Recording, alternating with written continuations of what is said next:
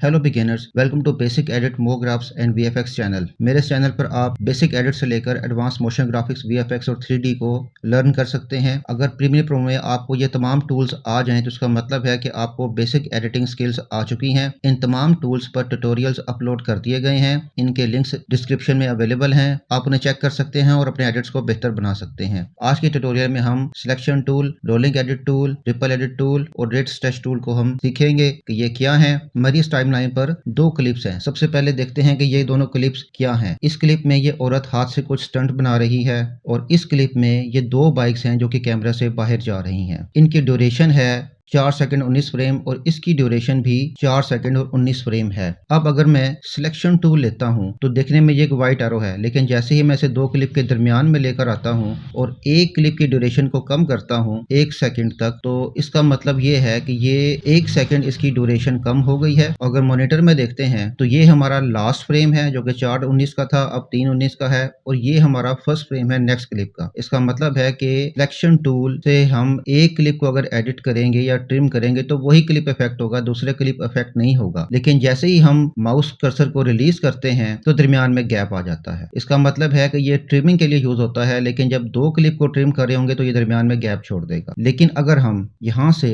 Red stretch tool को लेते हैं तो रेड स्ट्रेच टूल से अगर मैं यहाँ पर तक ट्रिम करता हूँ कि जहाँ पर ये बाइक कैमरा से बाहर जा रही है तो दिखने में ये ट्रिम हुआ है, लेकिन एक्चुअली ये ट्रिम नहीं हुआ। इसकी ड्यूरेशन सिर्फ कम हुई है और ये क्लिप स्पीड अप हुआ है, इसकी स्पीड इंक्रीज हो गई है। अब अगर इसे मैं जूम इन करता हूँ, इक्वल टू की प्रेस करता हूँ कीबोर्ड से, तो ये देखें कि इसकी जो ड्यूरेशन है वो 208.77% इसकी ड्यूरेशन इंक्रीज हो गई है। यानी रेड स्ट्रेच टूल को हम इसलिए इस्तेमाल करते हैं कि किसी एक क्लिप की ड्यूरेशन को तो कम कर दिया जाए लेकिन वो ट्रिम ना हो और उसकी स्पीड इंक्रीज हो जाए। यह बेसिक डिफरेंस है रेड स्ट्रेच टूल का और सिलेक्शन टूल का। अब अगर मैं इस कंट्रोल जी से वापस जाता हूं, अब हमारा अगला टूल है रिपल एडिट टूल। अगर मैं इसको लेता हूं तो ये देखते हैं कि दोनों साइड पर सिंगल एरो आ रहा है। इसका मतलब ये है कि ये एक क्लिप को ट्रिम करेगा, दूसरे क्लिप की ड्यूरेशन पर कोई इंपैक्ट नहीं करेगा और गैप भी नहीं छोड़ेगा। जैसे इसको मैं दो क्लिप्स के दरमियान में लेके आता हूं, इसकी मैं ड्यूरेशन कम कर रहा हूं। अब ये देखें कि ये मॉनिटर में एक क्लिप की ड्यूरेशन कम हो रही है जबकि दूसरी की ड्यूरेशन पर कोई इंपैक्ट नहीं आ रहा। तो हम देखते हैं कि ये क्लिप की ड्यूरेशन इस वक्त है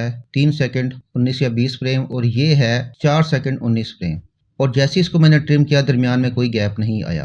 अब अगर इसको मैं ट्रिम करता हूं वहां तक कि जहां तक हमारी बाइक कैमरा से बाहर जाती है, यहां तक, तो देखते हैं कि इसकी ड्यूरेशन अब कम होकर 2 सेकंड और 7 फ्रेम आ गई है। अगर इसको मैं प्ले करता हूं तो हमारे इस मॉनिटर में कैमरा में सिर्फ एक बाइक नजर आएगी।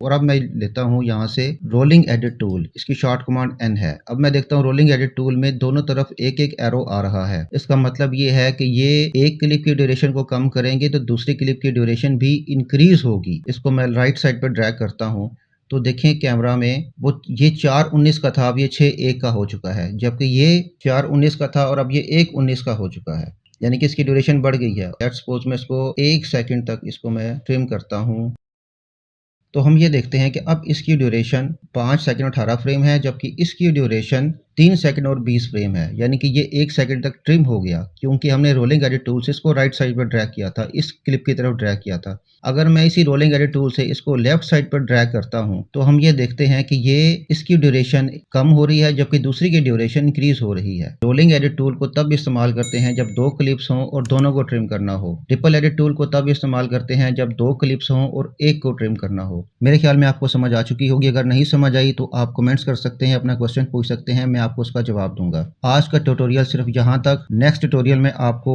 स्लिप टूल और स्लाइड टूल की मदद से ये जानेंगे कि अगर ट्रिमिंग के दौरान हमसे कोई गलती हो जाए तो उसको हम कैसे दुरुस्त करते हैं, कि how to rectify a mistake while trimming. अगर आपको ट्यूटोरियल आज का पसंद आया हो तो प्लीज इसे लाइक करें, शेयर करें, सब्सक्राइब करें, कमेंट करें। बहुत बहुत शुक्रिया, धन्यवाद।